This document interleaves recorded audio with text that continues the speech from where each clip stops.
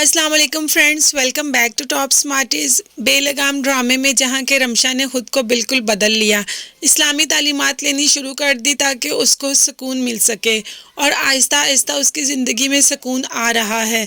लेकिन खैर घर वाले कहाँ उसको सुकून से रहने देते हैं। पुप्पो ने साथ ही सुना दिया कि तुम इस घर की फ़र्द नहीं हो, तो खुद को इस घर की फ़र्द समझने की ज़रूरत नहीं, अपनी औकात में रहो। रमशा कासिम साहब को बिल्कुल अपना हमदर्द, अपना मामू, अपना बाप सब कुछ समझती है। वो कासिम साहब की बहुत खिदमत करती है। जब कासिम साहब घर आते हैं तो उसको टाइम पे दवाई देती है, उसका बहुत ज़्यादा ख्याल रखती है, क्योंकि कासिम साहब ने रमशा के लिए बहुत ज़्यादा किया है। रमशा की पूरी ज़िंदगी बदल कर रख दी उन्होंने।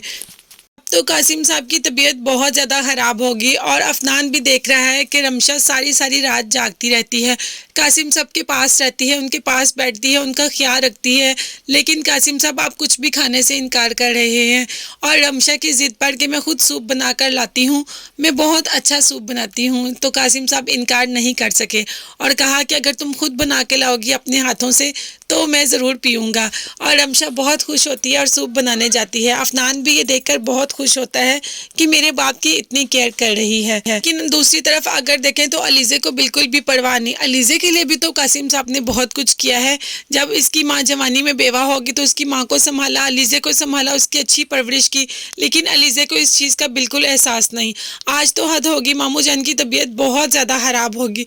डॉक्टर को घर पर बुलाया, उनको मेडिसिन दी, उनका ट्रीटमेंट वगैरह करवाया, लेकिन अलीज़े को किसी चीज़ का होश नहीं। वो फिर भी ऑफिस चली गई।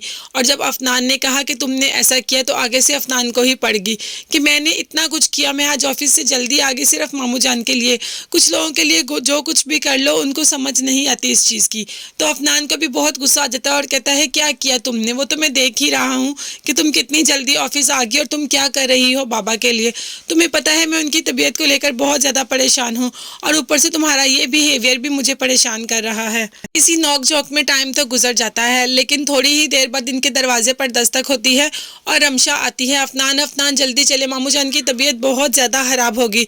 अफनान भी घबरा कर चला जाता है, लेकिन अफनान के साथ ना तो पुप्पो जाती है और ना ही अलीज़े अपनी नींद हराब करती है।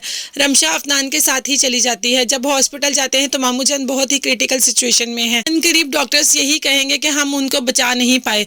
तो क्या होगा अब रमशा और अफनान का? क्या रमशा को निकाल देगी पुप्पो घर से? लेकिन अफनान ऐसा नहीं होने देगा, क्योंकि उसके बाप ने उसको रखा था यहाँ पर। वो रमशा को ऐसे दर बदर नहीं होने देगा और अब तो रमशा के लिए उसके दिल में एक सॉफ्ट कॉर्नर भी पैदा हो गया है और वो रमशा को कभी भी अपनी पुप्पो और अलीज़ा के लिए नहीं छोड़ेगा। तो ये सब अलीज़े के लिए नहीं छोड़ेगा। तो ये सब देखने के लिए आपको मेरे चैनल को सब्सक्राइब करना पड़ेगा।